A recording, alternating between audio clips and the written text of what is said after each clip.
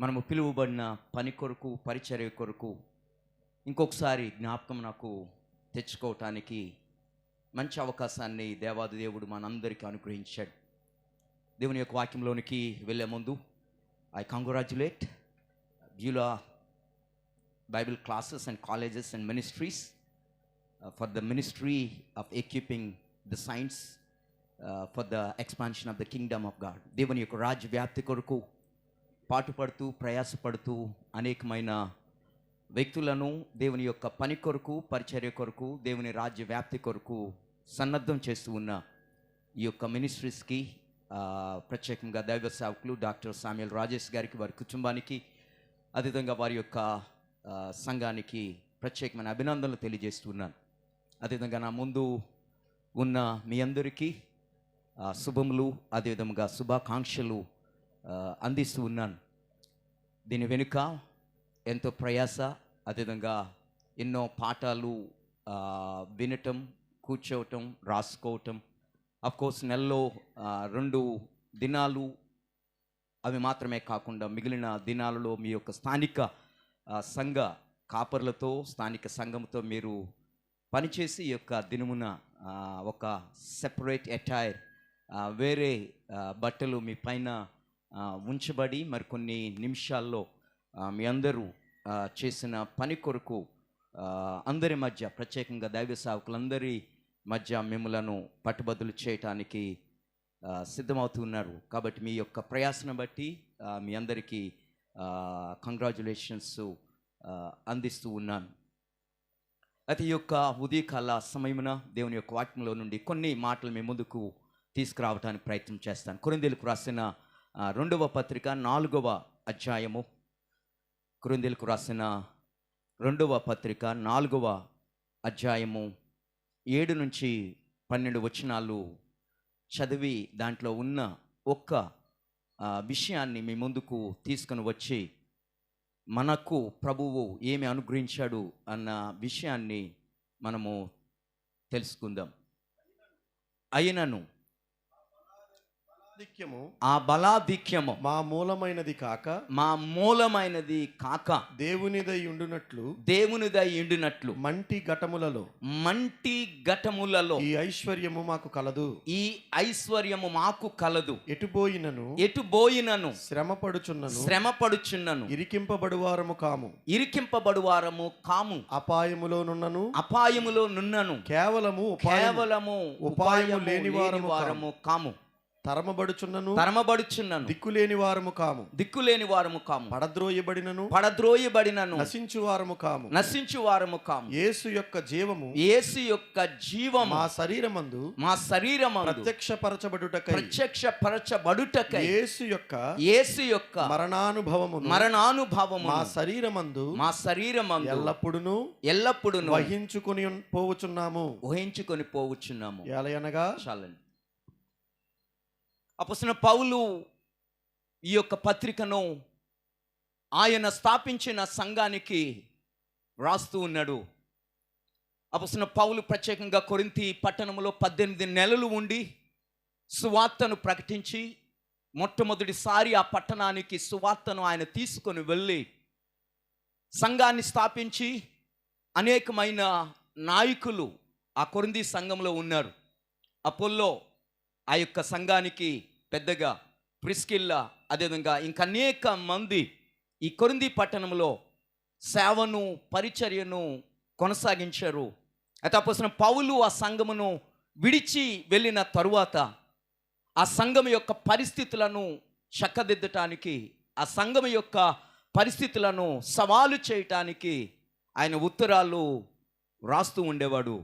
ప్రత్యేకముగా అపొస్తలుడైన పౌలు యొక్క సంఘాన్ని విడిచిపెట్టిన తరువాత అనేకమైన ఇతర సువార్తికులు, అంటే పౌలు కంటే జ్ఞానులు, పౌలు కంటే తెలివైన వారు అని ఎంచబడిన వారు, బలవంతులుగా ఎంచబడిన వారు ఆ సంఘానికి వచ్చి వారి యొక్క గొప్పతనాన్ని, వారి యొక్క ఔన్నత్యాన్ని తెలియచేస్తూ మేము పౌలు కంటే గొప్పవారము, ఔన్నత్యము కలిగిన వారము, శ్రేష్టమైన జ్ఞానము కల వారము అని చెప్తూ ఆ యొక్క సంఘాన్ని కలవర పెడుతూ ఉండినప్పుడు 7వ వచనం దగ్గర మనం చూస్తూ ఉన్నాము. అయినను ఆ బలాధిక్యము మా మూలమైనది కాక దేవునిదై ఉండినట్లు మంటి ఘటములలో ఈ ఐశ్వర్యము మాకు కలదు. మిగిలిన వారంతా కూడా బలవంతులుగా, మిగిలిన వారంతా కూడా గనులుగా, మిగిలిన వారంతా కూడాను జెమ్స్ అనగా ముత్యాలు లేకపోతే డైమండ్స్ అనగా వజ్రాలుగా ఉన్నాం అని ఎంచుతూ ఉంటే అపోస్తలుడైన పౌలు అదేవిధంగా ఆయన యొక్క బృందం అందుకే మా అన్న పదాన్ని ఉపయోగిస్తూ ఉన్నాడు. మంటి ఘటములలో ఈ ఐశ్వర్యము మాకు కలదు. కేవలం పౌలు మాత్రమే కాకుండా పౌలుతో కలిసి పరిచర్యలో కొనసాగుతూ ఉన్న వారందరికీ ఆయన ఎంచుతూ ఉన్న డిసిగ్నిషన్ ఏమిటి, ఆయన యొక్క అర్హత లేకపోతే ఆయన యొక్క స్థాయి పొజిషన్ ఏమిటి అని మనం చూసినట్లయితే మంటి ఘటములు, నాట్ ద వెజల్స్, పాత్రలు కూడా కాదు. చాలా సందర్భాల్లో పాత్రలు లోపల ఉంటాయి. వెజల్స్ అన్న పదాన్ని ఉపయోగించుకుంటే ఇంగ్లీష్లో చూస్తే జార్స్ ఆఫ్ క్లే, మంటి ఘటాలు, జార్సే, వెజల్స్ కూడా కాదు. వెజల్ అనాలంటే, పాత్ర అనాలి అంటే అది వెండిదవ్వాలి, లేకపోతే రాగిదవ్వాలి, బంగారముదవ్వాలి. మంటిని పాత్ర అంటానికి వీలు లేదు. పాత్ర అంటే దానికి కొంత స్ట్రెంగ్త్ ఉంటుంది, దానికి కావలసినంత బలం ఉంటుంది. ఈజీగా ముక్కలవ్వదు, ఈజీగా పగిలిపోదు, ఈజీగా పాడవ్వదు. అపోస్తలుడైన పౌలు ఆయనకు, ఆయనతో కలిసి చేస్తూ ఉన్న పరిచారకులకు తీసుకుంటూ ఉన్న టైటిల్ ఏమిటి అని మనం చూస్తే మంటి ఘటాలు, జార్స్ ఆఫ్ క్లే. అలా తన యొక్క జీవితాన్ని పోల్చుకుంటూ ఉన్నాడు. ప్రత్యేకముగా అపోస్తలుడైన పౌలు పరిచర్య చేస్తూ ఉన్న దినాలలో రకరకాల పాత్రలను వారు వినియోగిస్తూ ఉండేవారు. తిమోతి పత్రికలో మనం చూసినట్లయితే ఆ యొక్క పాత్రల యొక్క వరుస మనకు కనిపిస్తుంది. 2వ తిమోతి పత్రిక 2వ అధ్యాయము 20వ వచనాన్ని ఒకసారి మనం చూద్దాం. గొప్ప ఇంటిలో వెండి పాత్రలను, కాబట్టి వెండితో ప్రారంభమవుతూ ఉంది. వెండి పాత్రలు, బంగారు పాత్రలను, బంగారు పాత్రలు మాత్రమే కాక కర్రవియు, కర్ర పాత్రలు, మంటివియు కూడా ఉండును. కాబట్టి పౌలు తిమోతికి తెలియచేస్తూ ఇంటిలో ఉండవలసిన పాత్రల గురించి ముందు లోపల ఏ పాత్రలు ఉంటాయనగా వెండి పాత్రలు ఇంటి లోపలే ఉంటాయి, బంగారు పాత్రలు కూడాను ఇంటి లోపలే ఉంటాయి. గడప దగ్గరికి వచ్చే సమయానికి కర్ర పాత్రలను వారు ఉంచుతూ ఉంటారు నీటి కోసం అని, నీటిని ప్రిజర్వ్ చేయటం కోసం ఈ యొక్క కర్రతో చేసిన పాత్రలు ఉంటాయి. మేము శ్రీకాకుళం జిల్లాలో పుట్టి పెరిగాను కనుక మాకు ఈ యొక్క పశువుల సాల అనేది ఉండేది. ఈ యొక్క పశువుల కోసం, అదేవిధంగా ఇతర జంతువుల కోసం ఈ యొక్క నీటిని వేయటం కోసం ఈ యొక్క చెక్కను తీసుకొని ఆ చెక్క మధ్యలో భాగాన్ని చేసి దానిలో ఈ యొక్క నీటిని అదేవిధంగా కుడుతును వేస్తూ ఉంటారు. అనగా కర్ర పాత్రల దగ్గరకు వచ్చే సమయానికి కొద్దిగా వాటికి గడపల్లో చోటు ఉంటుంది. మట్టి పాత్రలు అనే సమయానికి ఆ యొక్క పూర్తిగా వారి యొక్క ఈ యొక్క పాత్రలను మిగిలిన వాటిని కడగటం కోసం ఒక మూల ఉంచబడతాయి. వాటిని మంటి పాత్రలు అంటారు. కాబట్టి ఆ యొక్క సీక్వెన్స్ ఆఫ్ ఆర్డర్ మనం చూస్తే వెండి బంగారము లోపల ఉంటాయి, కర్ర పాత్రలు బయట ఉంటాయి. ఈ యొక్క మంటి దగ్గరకు వచ్చే సమయానికి అంతగా వాటికి పట్టింపు ఉండదు. అవి పగిలిపోయినా లేకపోతే అవి ఏమాత్రము ఉపయోగానికి రాకపోయినా దాని గురించి ఆందోళన చెందవలసిన అవసరము ఉండదు. అయితే అపోస్తలుడైన పౌలు తన సంఘానికి తెలియచేస్తూ మిగిలిన వారితో ఈయన జీవితాన్ని సరిపోల్చుకోవటం కోసం ఉపయోగిస్తూ ఉన్న పదం ఏమిటనగా మంటి ఘటాలు, జార్స్ ఆఫ్ క్లే, ఫ్రెజైల్, పగిలిపోయేది, ఈజీ టు బ్రేక్ డౌన్, సులభముగా ముక్కలైపోయేది, పవర్లెస్, ఏమాత్రము కూడాను దేనిని తట్టుకోలేనిది. బంగారం తట్టుకుంటుంది, వెండి తట్టుకుంటుంది, కర్ర కూడా తట్టుకోగలుగుతుంది. మంటి అనే సమయానికి చిన్న పిల్లలు కూడా దానిని పగలగొట్టడానికి వీలవుతుంది. అది వారి యొక్క స్థాయిగా ఎంచుతూ ఉన్నాడు. ఎందుకు ఈ యొక్క మాటలను మీకు తెలియచేస్తూ ఉన్నానంటే, ఈ యొక్క దినమున మీరంతా కూడాను మిగిలిన వారి కంటే మీ పైన వేరే వస్త్రాలు కనిపిస్తూ ఉన్నాయి. సమ్టైమ్స్ ఇతరుల కంటే మన యొక్క వేషం లేకపోతే మన యొక్క వస్త్రం కొద్దిగా వేరుగా కనిపిస్తూ ఉండినప్పుడు ఇతరుల కంటే మనం శ్రేష్ఠులమని, ఇతరుల కంటే మనం గొప్పవారమని ఎంచే భావన కలుగుతూ ఉంటుంది. కానీ మనం మర్చిపోకూడదు, దేవుడు ఎవరిని ఎంచుతూ ఉన్నాడు, ఎవరిని కోరుతూ ఉన్నాడు, ఎవరిని పిలుస్తూ ఉన్నాడు అని మనం చూస్తే,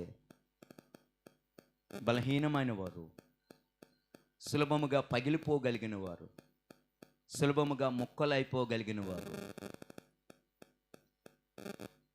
ఎవరికి గుర్తింపు, ఎవరు లక్ష్య పెట్టవలసిన అవసరత లేని ఒక బయట ఉన్న మంటి ఘటాలను, జార్స్ను ఎంచుకున్నాడు. అది మన పొజిషన్గా మనం తీసుకోవాలి. చాలా సందర్భాల్లో బయట ఈ డైలాగ్స్ వింటూ ఉంటాము, ఐరన్ బాడీ అన్నది అంటూ ఉంటాడు. రైట్, ఉక్కు శరీరం అని చెప్తూ ఉంటాడు. అనుకుంటాడు అది కాదని వాడికి తెలుసు, అది కాదని వాడికి తెలుసు, మానవులందరికీ కూడా తెలుసు. వాడు ఉక్కు కాదు, వాడు తుక్కు కూడా కాదు. వాడంతా కూడా బైబిల్ గ్రంథం ప్రకారం చూస్తే మట్టి. కొన్ని సందర్భాల్లో మట్టి అని చెప్పడం కంటే ధూళి అని చెప్పడమే మంచిది. యాషెస్ అన్నమాట, సింపుల్గా. అందుకే సమాధి కార్యక్రమాలు మనం చేస్తూ ఉండినప్పుడు అదే చెప్తూ ఉంటాం, మట్టికి మట్టి, అదేవిధంగా బూడిదకు బూడిదకు. మట్టి నుండి తీయబడ్డావు కనుక తిరిగి మట్టిలోనికి చేర్చబడతావు.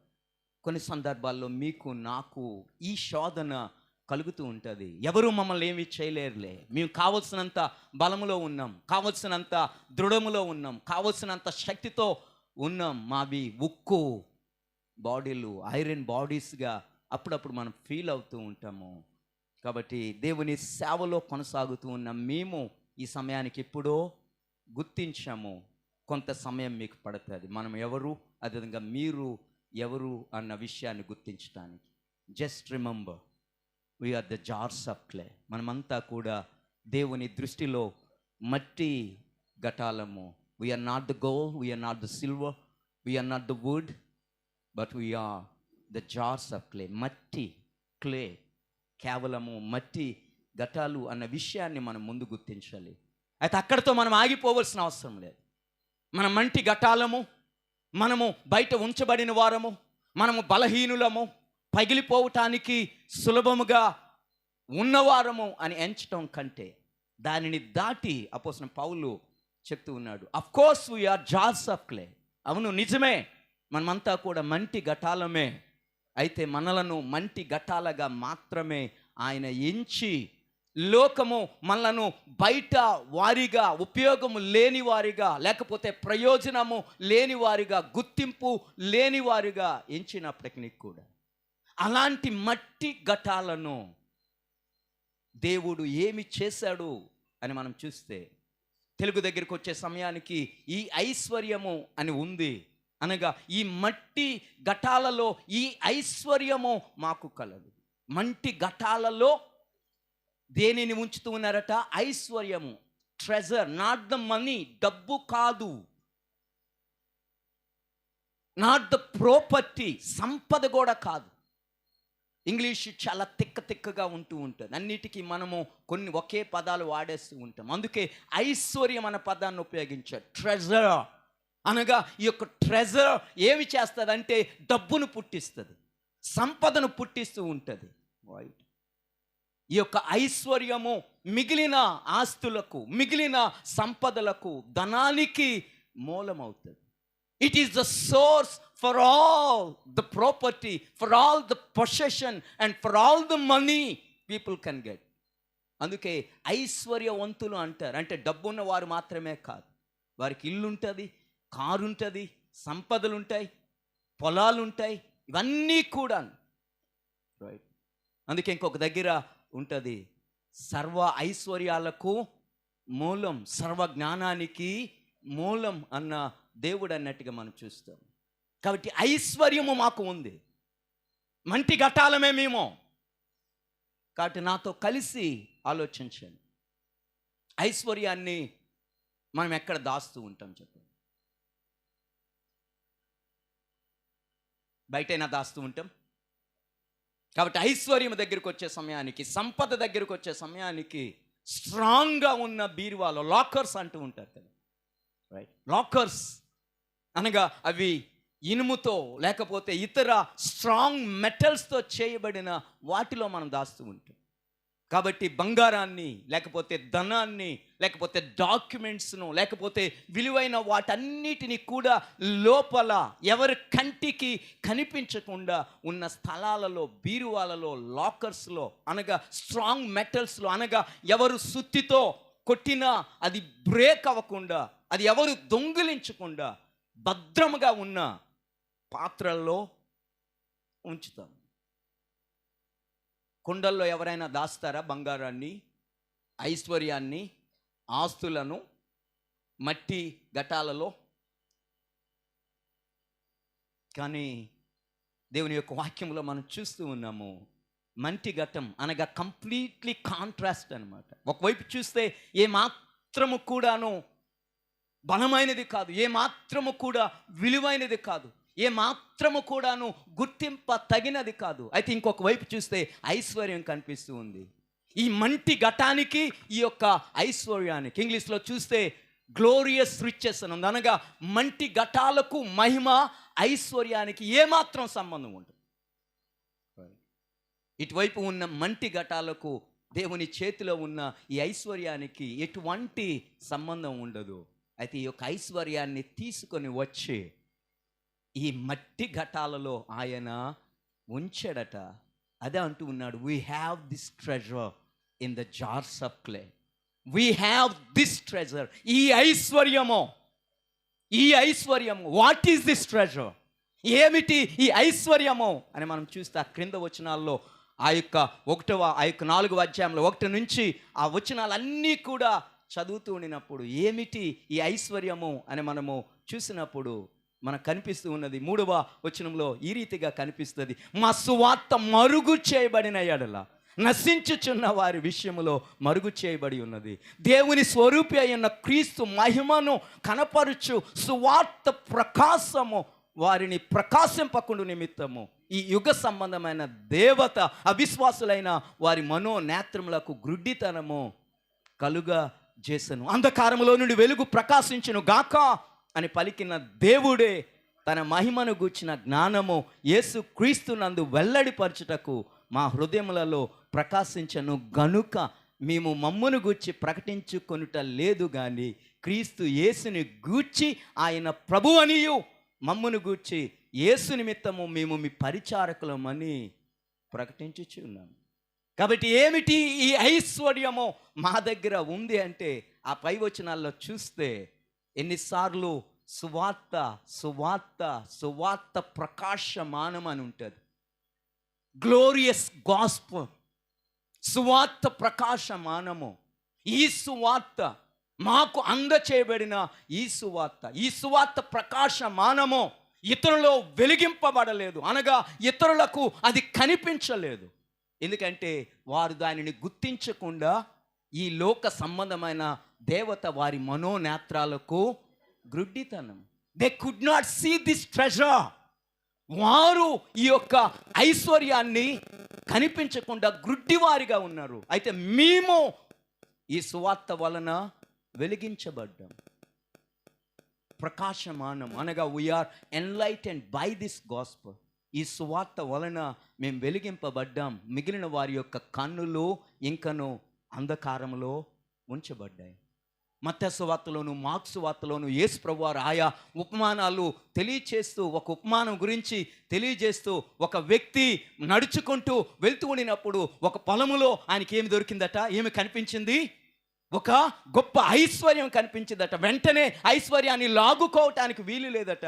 ఆయన ఇంటికి వెళ్ళి తన ఆస్తిని అంతటినీ అమ్మేసి ఆ ఒక్క ముత్యాన్ని లేకపోతే ఆ ఐశ్వర్యాన్ని తెచ్చుకున్నాడు. ఎంతోమంది ఆ మార్గం గుండా వెళ్ళారు, కానీ అందరికీ ఆ ఐశ్వర్యం అనేది కనిపించలేదు. ఆ ఐశ్వర్యాన్ని తెచ్చుకోవటం కోసం మిగిలినదంతా కూడాను వదిలి అమ్మి పెట్టి తెచ్చి ఆ యొక్క పొలాన్ని, ఆ పొలములో ఉన్న ఐశ్వర్యాన్ని తెచ్చుకొని సంపాదించినట్టుగా మనము ఉపమానాల్లో చూస్తాం.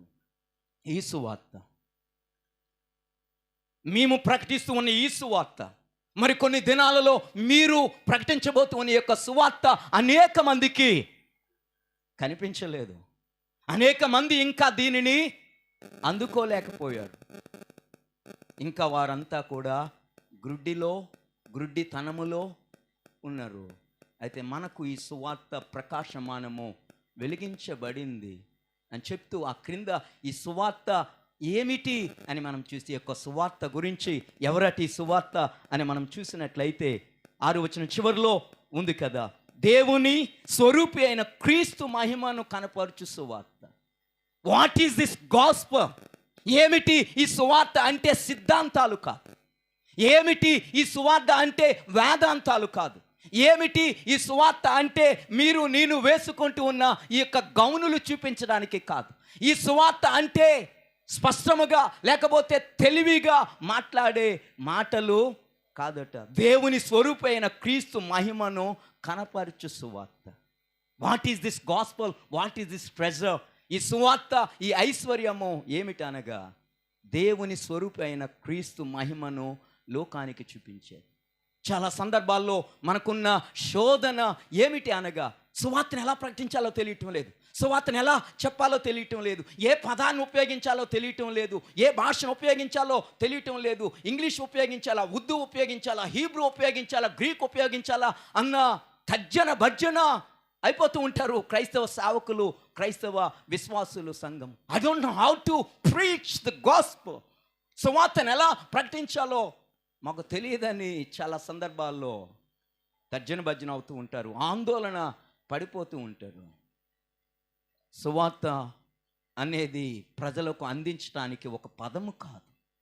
It is not the word, it is not the principle, it is not the philosophy. అది ఒక వేదాంతము కాదు, అది ఒక సిద్ధాంతము కాదు. It is not a principle, అది ఒక నియమము కాదు. It is not a simple word, పదాలు కావు, మాటలు కాదు.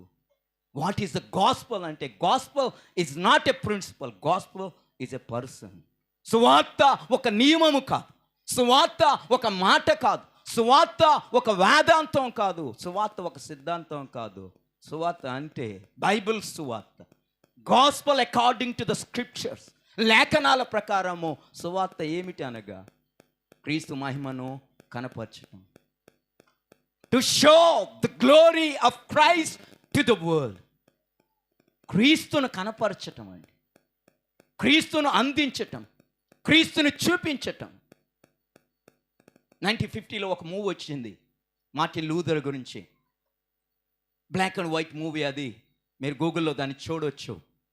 మార్టిన్ లూథర్ జర్మనీ దేశంలో ప్రత్యేకంగా తను ఈ యొక్క క్యాథలిక్ చర్చిలో ఈ యొక్క ఫాదర్గా ట్రైనింగ్ అవుతూ ఉన్న దినాలలో దేవుని యొక్క వాక్యాన్ని ఆయన నేర్చుకుంటూ ఉండినప్పుడు ఆ సంఘం, ప్రత్యేకంగా క్యాథలిక్ సంఘం చేస్తున్న పనులు ఏమిటి అనగా, వారు ఇంటెలిజెన్సెస్ అమ్ముతూ ఉండేవారు. అనగా పాప క్షమాపణ కావాలా, మీరు ఇంత చెల్లిస్తే మీకు పాప క్షమాపణ దొరికినట్టుగా సర్టిఫికేట్ ఇస్తారనమాట. రైట్, ఫర్గివ్నెస్ సర్టిఫికేట్ అనమాట. అనగా నీ పాపాలన్నీ కూడా క్షమించబడ్డాయి అని వారు సర్టిఫికేట్ ఇస్తారు. అప్పటి నుంచి నువ్వు ఎలా బ్రతికినా పర్వాలేదు. అదేవిధంగా సెయింట్స్ అనగా కొంతమంది పరిశుద్ధులను వారు తీసుకొని వచ్చి నీవు ఈయనకి పూజించినట్లయితే నీకు ఈ మేలు కలుగుతుందని, అనగా ప్రేయర్స్ టు ద సెయింట్స్, అనగా నీవు కొంతమంది పరిశుద్ధులకు ప్రార్థన చేయాలని. అదేవిధంగా రిలిక్స్ అంటూ ఉండేవారు. అనగా పేతురు గారి గోరు మా దగ్గర ఉంది, లేకపోతే పౌలు గారి ఎంట్రుక మా దగ్గర ఉంది, లేకపోతే పలానా వారు వాడిన తైలం మా దగ్గర ఉంది, కాబట్టి దీన్ని తీసుకొని వెళ్ళి మీరు ఒక మూల పెట్టుకున్నట్లయితే, లేకపోతే మీ బీరువాలో పెట్టుకున్నట్లయితే, లేకపోతే మీ చర్చిలో పెట్టుకున్నట్లయితే మీకు ఎంతో మేలు ఆశీర్వాదము కలుగుతుందని అమ్ముతూ ఉండేవారు. రిలిక్స్ అంటూ ఉన్నారు. అఫ్కోర్స్ ఇవన్నీ కూడా ప్రస్తుతానికి ఆయా ప్రాంతాల్లో ఉన్న మట్టిని అమ్ముతూ ఉన్న టవల్స్, తర్వాత కచ్చిప్స్, ఇవన్నీ what ever it may be అక్కడ నుంచి మనం అక్కడి నుంచి బయటపడినా మరలా అక్కడికి వెళ్తున్న పరిస్థితి. అదేవిధంగా ఫర్గెటరీ అనగా చనిపోయిన తర్వాత ఆ వ్యక్తి 40 కేజీలు ఉన్నాడు అనుకోండి, 40 కేజీలకు అదనముగా ఇంకొక 40 కేజీలకు సంబంధించిన నాణేలు తెచ్చి ఒకవైపు ఆయన శరీరం, ఇంకొక వైపు ఈ యొక్క బరువును వేసినట్లయితే ఆ బరువు వారిని పరలోకానికి పంపిస్తుందని ఫర్గెటరీ అన్న దానిని వారు ప్రాక్టీస్ చేస్తూ ఉండేవారు. పిలిగ్రిమేజెస్ చేస్తూ ఉండేవారు. అనగా కొండలను వారు కొంటూ ఉండేవారు. ఆ కొండ మీదకి వెళ్ళి మీరు ఆ యొక్క తీర్థయాత్రలు చేయండి. అందుకే మనం చూస్తాం విజయవాడలో గిరులు కనిపిస్తాయి, వీరఘట్టంలో గిరులు, రైట్ కల్వరి గిరి అని, మరియగిరి, ఈ గిరులన్నీ కాడ అంటే వారు కొండలను కొనేస్తుంటారు. ఎక్కడికి వెళ్ళినా ఆ కొండలకు జనాలని ఎక్కించేస్తుంటారు. ఇవన్నీ కూడా జరుగుతూ ఉండేవి. మార్టిన్ లూథర్ నాలాంటి కుర్రోడు 45 సంవత్సరాలు కాబట్టి ఆయన ఇవన్నీ చూసి ఉన్నప్పుడు బైబిల్ అయితే ఒక విధంగా చెప్తూ ఉంది, మా సంఘం అయితే ఇలా చేస్తూ ఉంది. వీటేంటికి కూడా బైబిల్ యొక్క ఆధారాలు లేవని చెప్పి ఆయన ఒక థీసిస్ను రాసేసి ఒక ఆదివారం దినమున బయట మొత్తం కూడా మన వాల్ పోస్టర్లు అంటించేసినట్టుగా మొత్తం అంతా కూడా అంటించేశాడు. నీతిమంతుడు విశ్వాసం మూలముగా మాత్రమే జీవిస్తాడు, క్రీస్తునందు మాత్రమే రక్షణ, ఈ యొక్క థీసిస్ అంతా కూడా రాసి పడేస్తే వచ్చిన వారంతా కూడా చదివి ఏంటి ఇదంతా మీరు చేస్తూ ఉన్నారు అని మిగిలిన వారిని అడుగుతూ ఉండినప్పుడు ఆ యొక్క మత పెద్దలందరూ కూడాను మార్టిన్ లూథర్ యొక్క గురువుగారు అనగా మార్టిన్ లూథర్ని ఈ యొక్క సెమినరీకి పంపించిన గురువు గారు వ్యాన్ స్టాఫిజ్ అంటారు. ఆయన పిలిచి, నీ పంపించినోడు మాకు తలనొప్పుగా తయారవుతూ ఉన్నాడు, వాడి సంగతి ఏమైనా చూడు, వాడితో ఒకసారి మాట్లాడు, బాగా తెక్క అయిపోతున్నాడు, పిచ్చోడు అయిపోతున్నాడు అని చెప్పి ఆయన పిలిపించినప్పుడు వారిద్దరు కూడా కూర్చొని మాట్లాడతారు. కాబట్టి తన గురువు వ్యాన్ స్టాఫిజ్ అడుగుతూ ఉంటాడు, ఏంటి ఇదంతా కూడా అంటే, అవును నీకు చెప్తున్న వాటిలో చాలా బైబిల్ నాకు ఆధారం లేవు, అయితే వాటన్నిటిని ఎలిమినేట్ చేసేమంటూ ఉన్నాం, వాటిని మనము ఏదైనా మార్చొచ్చు కదా, వాటిని కరెక్ట్ చేసుకొని వాటిని ముందుకు తీసుకొని వెళ్దాం, కానీ నీ ఆలోచన ఏమిటంటే కంప్లీట్ ఎలిమినేట్ అనగా నిర్మూలించాలంటూ ఉన్నాం. ఓకే, నిర్మూలించేద్దాం. ఒకవేళ నిర్మూలించిస్తే, ఇవన్నీ మనం తొలగించిస్తే, ఇవన్నీ కూడా మనం తీసిస్తే ఎప్పటికే జనాలు వీటన్నిటికి కూడాను అలవాటైపోయారు. వారు ఇవన్నీ హ్యాపీగా స్వీకరిస్తూ ఉన్నారు. నీకేంటి సమస్య? వారికి లేని బాధ నీకేంటి? వారు హ్యాపీగా మనం చెప్పింది వింటూ ఉన్నారు. మనం ఏమి చేస్తే అది వాళ్ళు చేస్తూ ఉన్నారు, ఏమి చెప్తే అది చేస్తూ ఉన్నారు కదా, కాబట్టి వారు చేస్తూ ఉన్నారు. నీకు సమస్య ఏంటి? నీకు సమస్య అయితే నీవు మానివచ్చు కదా. కాబట్టి అవన్నీ తీసిస్తే ఏం చేస్తారు మరి? ఆ ప్లేస్లో నీవేమైనా ఇస్తావా? ఆ వాటిని తీసేసి వేరేది పెట్టాలి కదా, వేరేది ఇవ్వాలి కదా, ఏదో ఇస్తేనే తప్ప వాళ్ళు మన దగ్గరికి రారు కదా. రైట్, ఏం చేస్తాం, ఏమి ఇస్తావంటే ఓకే ఏమీ లేదా వారికి ఇవ్వటానికి, ఏముంది చెప్పు అంటే let us give them Christ, వారికి క్రీస్తుని ఇచ్చేద్దాం, వీటన్నిటికీ కూడా ఆయన సరిపోతాడు. వారి పాప క్షమాపణ కొరకు క్రీస్తుని ఇచ్చేద్దాం, వారి ఆశీర్వాదం కొరకు క్రీస్తుని ఇచ్చేద్దాం, వారు పరిశుద్ధులుగా జీవించడం కోసం క్రీస్తుని ఇచ్చేద్దాం, వారి యొక్క మరణించిన తరువాత వారు పరలోకానికి వెళ్ళటం కోసం వారు సంపాదించిన ఆస్తిని కాకుండా క్రీస్తుని పట్టుకోమని వారిని అడుగుదాం. Give them Christ. నేను వెళ్ళే ముందు అవసరమైతే అక్కడ ఒక పుస్తకం ఉంటుంది, గివ్ దెమ్ క్రైస్ట్ అని. నా యొక్క డాక్టరేట్ చదువుతూ ఉన్నప్పుడు నా యొక్క ప్రొఫెసర్ డాక్టర్ స్టీవ్ సీమన్స్ అనగా ఆయన యొక్క తల్లిదండ్రులు అమెరికాలో పుట్టి పెరిగి బెంగళూరు ప్రాంతంలో వారు వచ్చారు, దేవుని యొక్క సేవను చేశారు, కర్ణాటక రాష్ట్రంలో మొట్టమొదటిసారి సువార్తను అందించారు.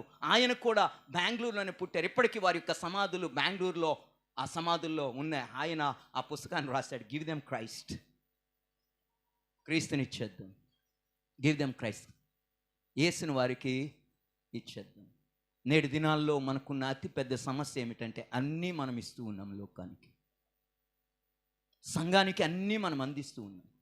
పౌలన్ థియాలజీ అందిస్తాం, జోహనన్ థియాలజీ అందిస్తాం, ఇండియన్ క్రిస్టియన్ థియాలజీ అందిస్తాం. రైట్, పరలోకంలో ఉన్న ఆ కొలతలు అందించేస్తాం, ఎన్ని కిలోమీటర్లో చెప్పేస్తాం, ఎన్ని అడుగులో చెప్పేస్తూ ఉంటాం. రైట్, ప్రత్యక్ష గుడారంలో ఉన్న ప్రతిదానికి ఏదో ఒక అర్థాన్ని మనం ఇచ్చేస్తూ ఉంటాం. అయినా ఎందుకో సంఘం, ఎందుకో లోకం సంతృప్తి చెందటం లేదు మనతో. కారణం ఏమిటంటే సువార్త అంటే మనం ఏమనుకుంటూ ఉన్నాం? పదజాలాలు అనుకుంటూ ఉన్నాం, వీధుల్లో పాటలు పాడేయటమే అనుకుంటూ ఉన్నాం. ఎవరికి అర్థం కానీ రకరకాల భాషలను ఉపయోగించేసి వారికి అర్థం కాదనమాట, పాలిష్డ్ వర్డ్స్ అనమాట. ఎంత పాలిష్డ్గా మన పదాలు ఉంటాయంటే వాటిని మన వాళ్ళు చూసి అప్పుడప్పుడు మనల్ని కమ్మేస్తుంటారు. అనగా మిగిలిన వారు మాట్లాడుతున్నట్టుగా మన భాష ఉండదు. అఫ్కోర్స్ వారికి అర్థం అవ్వాల్సినదే, కానీ దాన్ని మనం పాలిష్ చేస్తూ మనం మాట్లాడితేనే తప్ప మనము సంతృప్తి చెందాం. అవతల వ్యక్తికి అర్థమైందా లేదా, వాడు అంగీకరించాడా, వాడు తీసుకున్నాడా లేదా అనేది కాకుండా నా పని అయిపోయిందా లేదా, నేను ఇచ్చేసానా లేదా, సువార్త ప్రకటించమన్నాడు కాబట్టి వీధుల్లో తిరిగేసానా లేదా అన్న దానితో మనం సంతృప్తి చెందుతూ ఉంటే, మట్టి ఘటములలో మహిమ ఐశ్వర్యము అంటే సువార్త. ఏమిటి ఆ సువార్త అంటే క్రీస్తు, రైట్? క్రీస్తు మహిమను లోకానికి అందించటం. The glory of Christ to be demonstrated, to be shown to the world. లోకానికి మనము దాన్ని చూపించాలి. క్రీస్తును మనం ఇస్తే క్రీస్తును వారు తీసుకుంటారు. వారికి మనతో సమస్య, వారికి మన కుటుంబాలతో సమస్య, వారికి మన విధానాలతో సమస్య, వారికి మన కారుతో సమస్య, వారికి నా భవనముతో సమస్య, వారికి నా బిడ్డలతో సమస్య తప్ప క్రీస్తుతో సమస్య ఉన్న వాళ్ళు ఎవరూ లేరండి. రైట్? మహాత్మా గాంధీ అదే అంటూ ఉంటాడు, ఎస్ ఐ లైక్ క్రైస్ట్. క్రీస్తు అంటే నాకు చాలా ఇష్టం. నా యొక్క సిద్ధాంతం వెనుక, నా అహింస వెనుక, లేకపోతే సత్యం వెనుక, నా యొక్క ఫిలాసఫీ అంతా కూడాను క్రీస్తు నుంచి నేను తెచ్చుకున్నదే. రైట్? క్రీస్తు నుండి నేను తెచ్చుకున్నదే. I like your Christ but I don't like you. మీ క్రీస్తు అంటే నాకు ఇష్టం, కానీ మీ విధానం మాత్రం నాకు నచ్చలేదు. అంబేద్కర్ గారు మనం చూసినట్లయితే మావాడు మావాడు మావాడు అని మన వాళ్ళంతా కూడాను భుజాలు కొట్టుకుంటారు, కానీ మనవాడు మావాడు మనల్ని అంగీకరించడానికి, మనం నమ్ముతూ ఉన్న సిద్ధాంతాన్ని అంగీకరించడానికి ఇష్టపడలేదు. ఎందుకంటే ఒక దినమున ఆయన చర్చికి వెళ్తూ ఉండినప్పుడు, రైట్, 2 అంకెలంతా కూడా ఒకవైపు ఉన్నాయట, 3 అంకెలన్నీ ఒకవైపు ఉన్నాయట, 4 అంకెలన్నీ కూడా ఒకవైపు ఉన్నాయట. మీ దగ్గరికి వస్తే ఇప్పటికే మీ మొక్కలై చస్తూ ఉన్న మరిన్ని మొక్కలే వస్తుందని చెప్పి చర్చిని వదిలేసి ఇంకెక్కడికో బయటకు వెళ్ళి వేరే మార్గాన్ని ఆయన ఎంచుకున్న పరిస్థితిలో ఉన్నాం.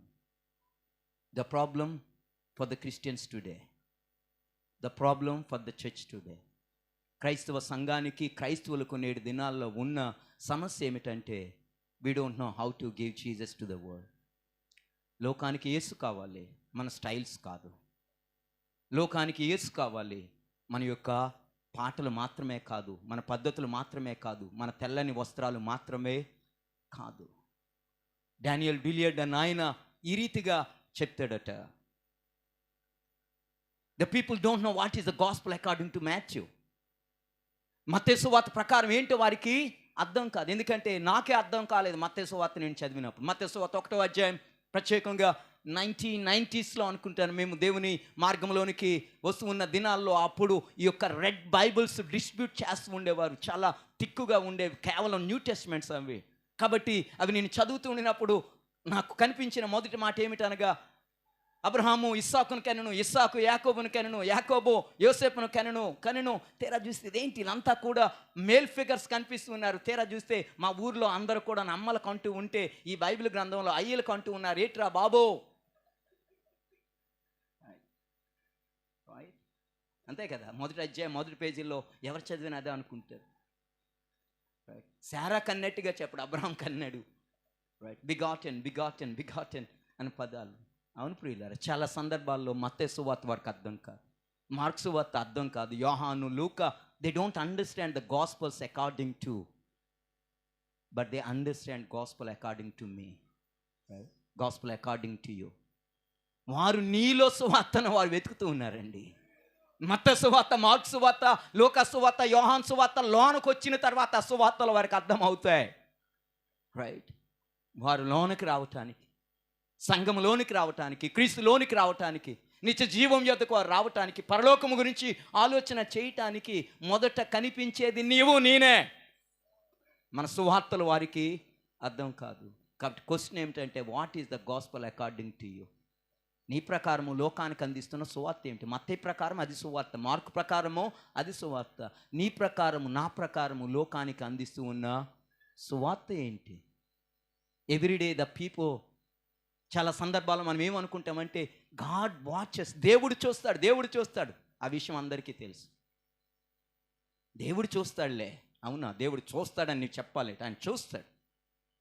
మర్చిపోకు, దేవుడు చూస్తాడన్న విషయం తెలుసు. దేవుడితో పాటు మనల్ని ఎవరు చూస్తూ ఉన్నారో తెలుసా? The world watches everyday. నీ వారిని వాచెస్ చేసినా, వారి గురించి నీవు ఆలోచన చేసినా చేయకపోయినా, the world is ready to watch. They are watching every day from the morning to evening. వారు మనల్ని ప్రతిరోజు చూస్తూ ఉన్నారండి. మన వీధిలో నడుస్తూ ఉండినప్పుడు, మనం ఇంట్లో ఉంటూ ఉండినప్పుడు, మన సంఘానికి వెళ్తూ ఉండినప్పుడు, మన వర్క్ ప్లేసెస్లో, మన యొక్క ఉద్యోగ స్థలాలలో, మనం చేస్తూ ఉన్న కార్యాలలో తీక్షణముగా ప్రపంచం చూస్తూ ఉంది. The world is watching at us, whether you like it or not, whether you know it or not.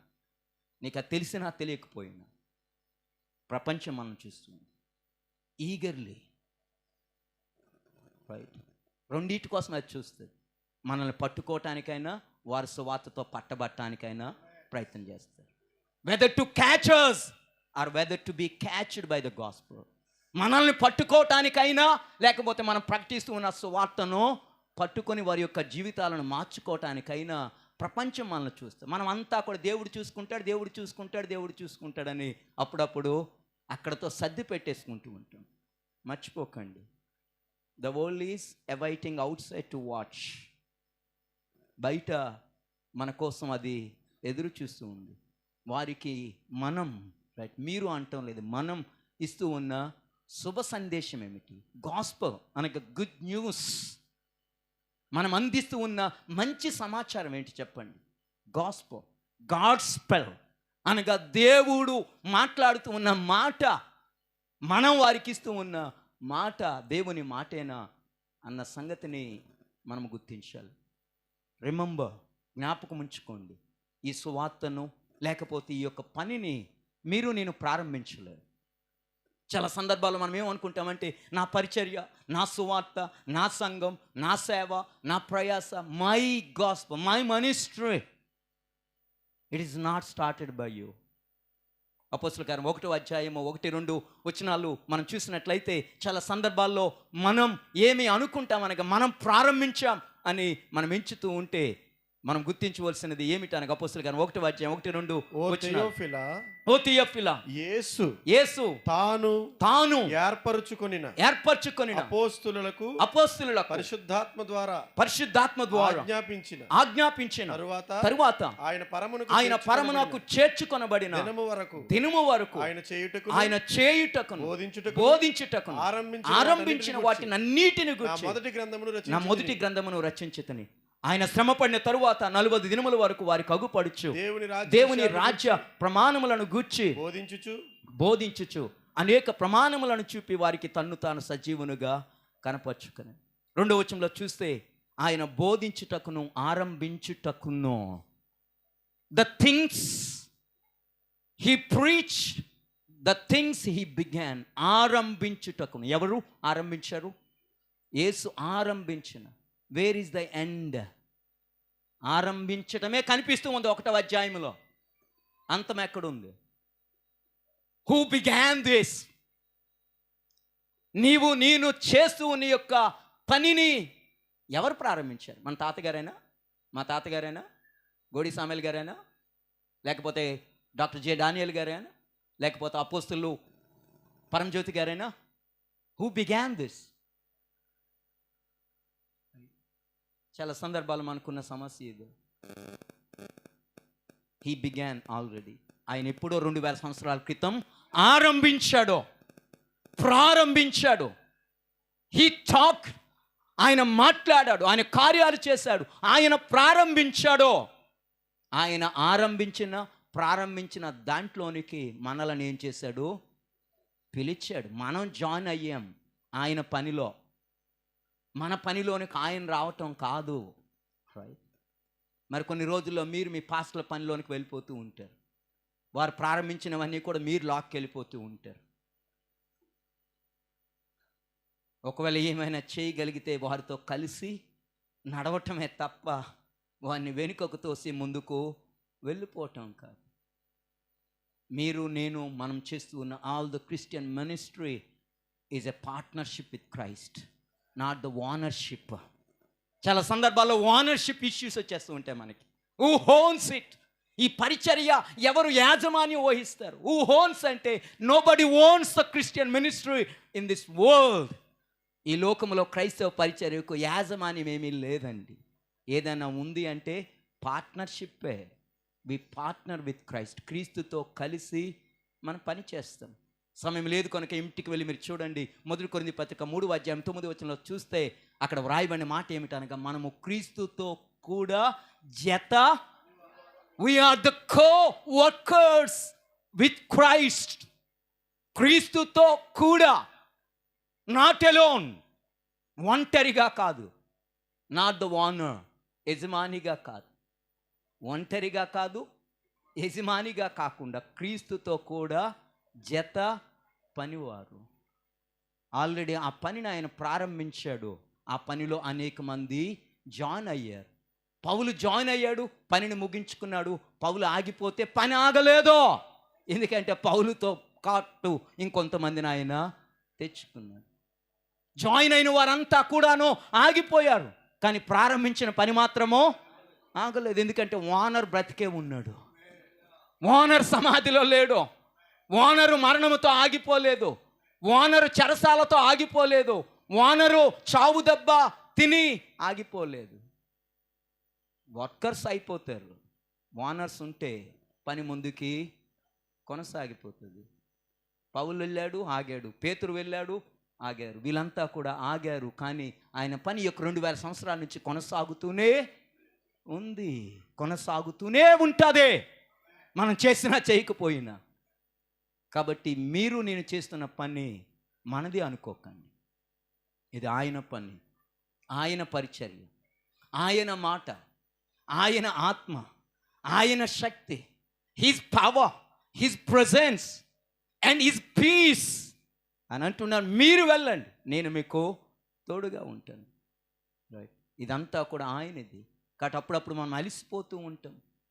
విపరీతమైన పనిని మనం చేసేస్తూ ఉన్నాం అని ఆందోళన చెందిపోతూ ఉంటే నీవొక్కడవు నేనొక్కడమే అలసిపోవటం లేదు.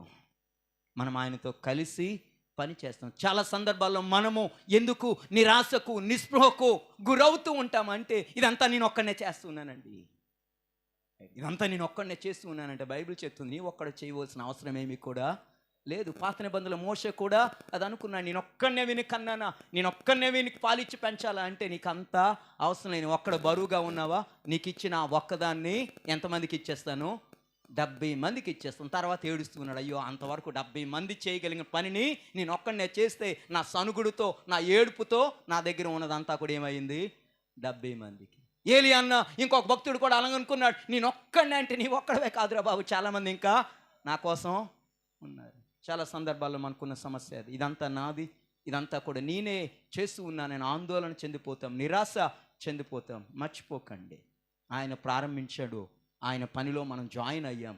మనం మధ్యలో ఆగిపోతాం, కానీ ఆయన మాత్రము కొనసాగుతాడు. అంటిల్ ద ఎండ్, యుగ సమాప్తి వరకు ఉన్నవాడను నేనే. ఐ ఆమ్ ద ఎండ్, యుగ సమాప్తి వరకు నేనే ఉన్న వాడను అన్న విషయాన్ని ఆయన తెలియచేసి ఉన్నాడు. కాబట్టి డియర్ గ్రాడ్యుయేట్స్, ప్రియమైన పట్టభద్రులారా, you are not alone in this journey. ఈ ప్రయాణంలో మీరు ఒంటరి వారు కాదు, ఎందుకంటే మీరు ఆయనతో కలిసి పని చేస్తున్నారు. You are working along with him. ఆయనతో కలిసి మనం పని చేస్తున్నాం. You are not alone, he is with you. మీరు ఒంటరి వారు కాదు, మీ పనిలో మీ పరిచర్యలో ఆయన మీతో ఉన్నాడు. అంత మాత్రమే కాదు, ఆయన ఒక్కడే కాదండి. హెబ్రీ పత్రిక 12వ అధ్యాయంలో చూస్తే గొప్ప సాక్షి సమూహము, the great cloud of witness, గొప్ప సాక్షి సమూహం అంట. చాలా సందర్భాల్లో మీరేమనుకుంటారంటే 2001 గ్రాడ్యుయేట్ అయ్యేటప్పుడు నేను సిఓటిఆర్ థియోలాజికల్ సెమినరీ నుండి ఇదంతా కూడా మేమే అనుకుంటే అక్కడ ఉన్న వారంతా కూడా ఎవరు అని మనం చూస్తే గ్రేట్ క్లౌడ్ ఆఫ్ విట్నెస్, గొప్ప సాక్షి సమూహము మనలను ఆవరించి ఉంది. మీరు ఒక్కరే వెళ్ళవలసిన అవసరం లేదు. కేవలం మీరు యేసున్నాడని పైకి మాత్రమే కాకుండా చుట్టూ చూస్తే డాక్టర్ జె డానియల్ గారు కనిపిస్తూ ఉంటారు, శామ్ గారు కనిపిస్తారు, రూబేన్ గారు కనిపిస్తారు, శైలేష్ గారు కనిపిస్తారు. నాలాంటి వారు కూడా మీకంటే ముందు వెళ్ళిన వారు, మీకంటే ముందు పని చేసిన వారు, మీకంటే ముందు శ్రమ పడిన వారు, మీకంటే ముందు దేవుని కోసం నిలబడిన గ్రేట్ క్లౌడ్ ఆఫ్ విట్నెస్. ఇంత గొప్ప సాక్షి సమూహం ఉందట. కొన్ని సందర్భాలు మీరు అనుకుంటారు మేము ఎవరిని చూడమండి, దేవుణ్ణే మేము చూస్తామండి, పక్కవారు మాకు అవసరం లేదు అనుకుంటారు. మర్చిపోకండి రా బాబు, హెబ్రీ పత్రిక 11వ అధ్యాయంలో 30 మంది సాక్ష్యం చెప్పడానికి సిద్ధంగా ఉన్నారు. హెబ్రీ సంఘం అనుకుంటూ ఉంది, మాకే కష్టం వచ్చేసింది, మాకే నష్టం వచ్చేసింది, మేము దేవుని కొరకు ఆస్తిని కోల్పోయాం, ఆరడిపడ్డాం, నిందను అనుభవించాం అంటే మీరే కాదురా బాబు. 11వ అధ్యాయం అనగా ఆది కాండము నుంచి మలాకి గ్రంథం వరకు కూడా ఉన్న వ్యక్తులను సెలెక్ట్ చేసి 17 మంది పేర్లు, దాని తర్వాత మిగిలిన వారి యొక్క కార్యాలను ఎంచి బైబిల్ పండితులు 30 మందిని చూపించి ఎవరితో ప్రారంభిస్తాడో తెలుసా? హేబేలుతో ప్రారంభిస్తాడు, ప్రవక్తలతో ముగిస్తాడు. అన్ని మొత్తం 39 బుక్స్లో ఉన్న ఏరి కోరి ఎంచి, ఎందుకంటే మీరు అనుకుంటూ ఉన్నారేమో, మర్చిపోకండి గొప్ప సాక్షి సమూహం ఉంది, మీకంటే ముందు సేవ చేసిన వాళ్ళు ఉన్నారు. పెద్ద సమస్య ఏమిటంటే కోటు గౌను పైకి వచ్చే సమయానికి ఇంకెవరు మీకు నాకు కనిపించరు.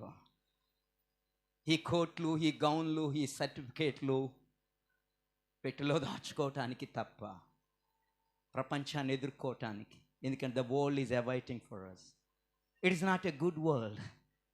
ఇది నేను అనుకున్నంత మంచి ప్రపంచం కాదు. The world who hates Jesus, యేసును ద్వేషించిన ప్రపంచం బయట ఉంది.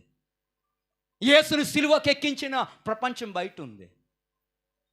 అద్భుతాలు, ఆశ్చర్య కార్యాలు, ఆహారాన్ని, అదేవిధంగా సత్య బోధను అందించిన యేసును హింసించిన ప్రపంచం బయట ఉంది. యేసును అవమానపరిచిన ప్రపంచం ఉంది. యేసునకు నమ్మక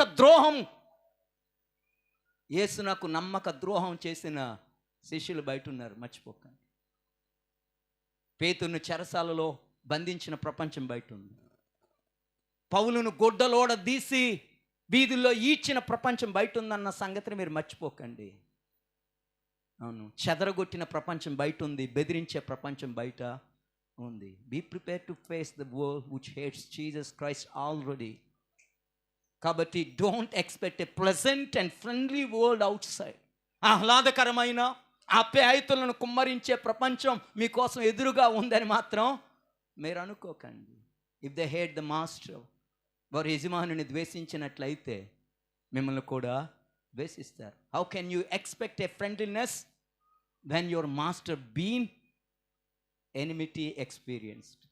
యేసుని ద్వేషించే ప్రపంచం బయట ఉంటే స్నేహపూరితమైన ప్రపంచం నీకెక్కడ దొరుకుతుంది? Don't expect a friendly world outside. ఎందుకంటే ఆది నుండి కూడా ఈ లోక వ్యవస్థ దేవుని కార్యములను, దేవుని కుమారులను కుమార్తెలను ద్వేషించే పనిలో ఉంది. నాట్ టు బి ఫ్రైటెన్, మిమ్మల్ని భయపెట్టడానికి కాదు. Just prepare. మమ్మల్ని అడిగినట్లయితే చెప్తారు, నన్ను అడిగినట్లయితే చెప్తారు. వీధిలో నిలబెట్టి బట్టలు చింపి కేవలం లో వస్త్రాలతో మాత్రమే నిలబడిన పాల్ శ్రీనివాస్ యొక్క స్టోరీ నేను మీ దగ్గరికి వస్తే చెప్తాను. డాక్టర్ జే డానియల్ గారిని అడిగినట్లయితే ఆయన స్టోరీలు చెప్తారు. వెంపటం సామ్యుయల్ గారు, మిగిలిన వీరందరిని అడిగినట్లయితే how the world treated us, we experienced it. కానీ మంటి ఘటాల్లో అయినా మేము ఎందుకు ఇరికింపబడలేదు, ఎందుకు మేము నశించిపోలేదు, ఎందుకు మేము నాశనం కాలేదు, ఎందుకు మేము ఆగిపోలేదు అంటే మట్టి ఘటాల్లో మహిమైశ్వర్యం మాకు కలదు. అది శక్తివంతమైనదే. This treasure is a powerful. ఇది శక్తివంతమైనది, ఇది సన్నిధితో వచ్చేది, ఇది బలముతో వచ్చేది. ఇది మరణాన్ని జయించి తిరిగి లేచి పరలోకానికి వెళ్ళి తన సంఘము కొరకు ఆత్మను ఇచ్చే ఈ ఐశ్వర్యము మాలో ఉంది. అందుకే ఆ క్రింద వచనాలు చూస్తే ఇరికింపబడలేదు, ఉపాయము లేని వారిగా ఉండిపోలేదు, ఆగిపోలేదు, నాశనము కాలేదు. ఎందుకంటే ఈ ఐశ్వర్యము మనలో ఉంది. కాబట్టి ఈ క్రీస్తు అన్న ఈ ఐశ్వర్యం మీలో ఉంది కనుక ప్రపంచాన్ని ఆయన ఎదుర్కొన్నాడు, ఎదిరించాడు, ప్రపంచాన్ని ఓడించాడు, ప్రపంచాన్ని తలక్రిందులుగా చేసి ఆయన వైపు అందరూ చూసేటట్టుగా చేశాడన్న సంగతిని గుర్తెరిగి యేసుని పట్టుకొని యేసుతో కలిసి ముందుకు వెళ్ళండి. ఫేస్ ద వరల్డ్, లోకాన్ని ఎదుర్కొనండి. Give them Christ anyway. క్రీస్తునే వారికి ఇవ్వండి. వారు మీకు ద్వేషాన్ని ఇస్తారు కదా, క్రీస్తు ప్రేమనే అందించండి. వారు మీకు పగపడతారు కదా, క్రీస్తు క్షమాపణనే అందించండి. వారు మిమ్మల్ని దూషిస్తారు కదా, క్రీస్తు ఆశీర్వాదాలే వారికి ఇవ్వండి. That's what our ministry call. సమాధానపరుచు ఈ పరిచర్య మాకు ఇవ్వబడింది అని పౌలు చెప్తూ ఉన్నాడు. కారణం ఏమిటంటే మనము లోకానికి ఇస్తూ ఉన్నది మన లోపల ఉన్నదే. మాకు కలదు ఏమిటి? క్రీస్తు సువార్త అన్న ఐశ్వర్యం మనలో ఉంది కనుక ఈ ఐశ్వర్యాన్ని లోకానికి అందిస్తూ క్రీస్తుతో కలిసి క్రీస్తు ప్రారంభించిన పనిని, పరిచర్యను అందించండి. లోకానికి ఏమి ఇవ్వాలా అని ఆందోళన చెందకండి. Give them Christ. క్రీస్తునిచ్చేయండి. క్రీస్తు వారికి సరిపోతాడు. Christ is enough for them and Christ is enough for us. క్రీస్తు లోకానికి సరిపోతాడు, క్రీస్తు మనకు కూడా సరిపోతాడు. Is enough. ఆయన మనకు సరిపడే రక్షకుడు, సరిపడే విమోచకుడు, సరిపడే దేవుడు అని ఎంచి ముందుకు కొనసాగుదాం. దేవుడు మనందరినీ కూడా ఈ యొక్క మాటలతో బలపరిచి ప్రోత్సహించును గాక.